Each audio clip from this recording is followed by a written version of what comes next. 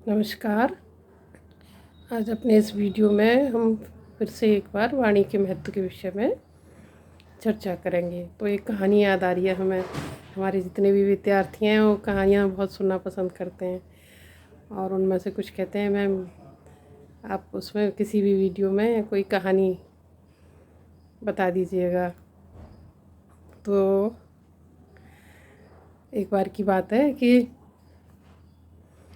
एक संत थे और वो तपस्यारत थे। तो उनको तपस्या के गहन प्रभाव से कुछ सिद्धियों की प्राप्ति हो गई और उन्होंने इसकी चर्चा अपने किसी शिष्य से कर दी और शिष्य ने किसी और को बता दिया कि इनके पास सिद्धियां हैं। तो फिर हुआ ये कि उनके पास लोगों की भीड़ लग गई। अब तो जो संत थे वो किसी को भी निराश नहीं करते थे और वो सभी की मनोकामना को पूरा कर देते थे।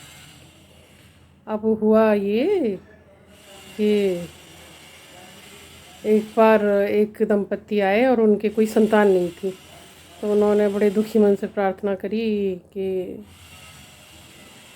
ये जो है हमें हमारी भी मनोकामना पूरी की जाए और हमारे घर कोई संतान आ जाए। उन्होंने संत ने भी बिना कुछ विचार किए उनको आशीर्वाद दे दिया। कहा कि ठीक है जाओ तो तुम्हारे यहाँ संतान आ जाएगी। घटना की समाप्ति हो गई। अब इस कहानी का दूसरा पार्ट ये है कि एक राजा थे और उनके यहाँ एक पुत्र ने जन्म लिया। अब राजा बहुत प्रसन्न, महल में बड़ी प्रसन्नता छा गई, पुत्र का जन्म हुआ है।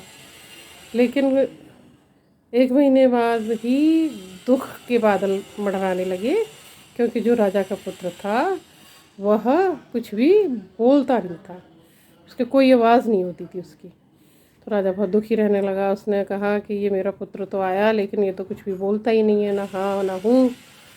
तो अब ये तो दुख की बात हो गई बहुत। राजा के कान तरस गए अपने पुत्र की आवाज़ सुनने के लिए।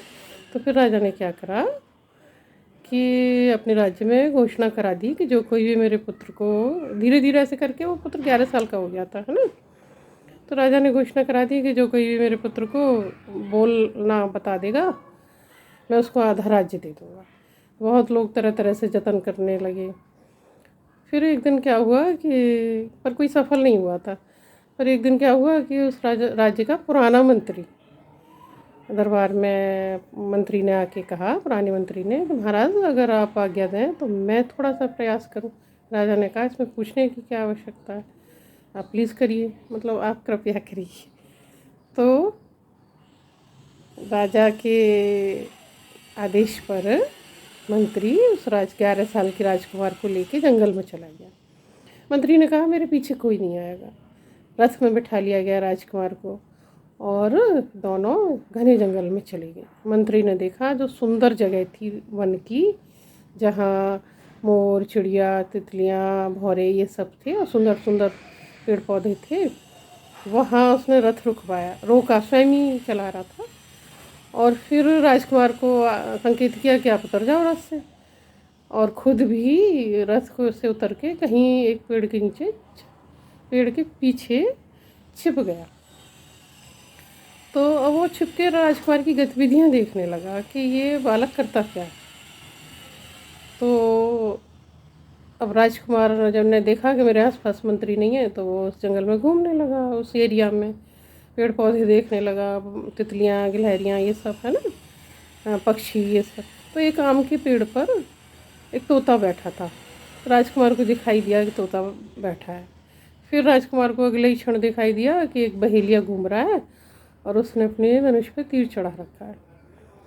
और 1 सेकंड में ही तोते ने आवाज़ की, टें टें टें, यानी तोते ने अपना स्वर निकाला और खट से बहेलिया ने तीर मार दिया तोते को।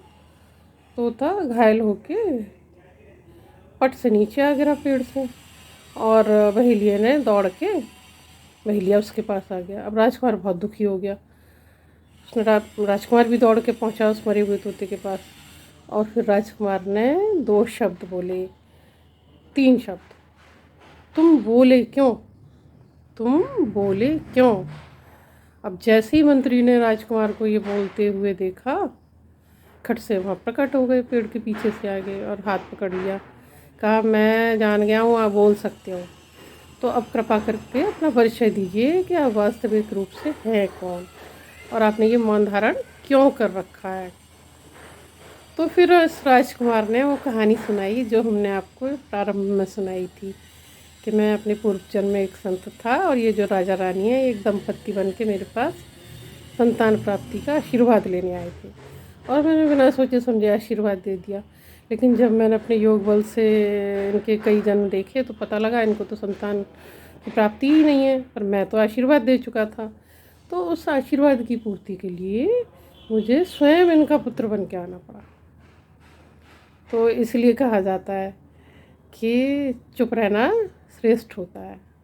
चलिए फिर किसी और वीडियो में कोई और बात करेंगे, तब तक के लिए आप सभी का धन्यवाद।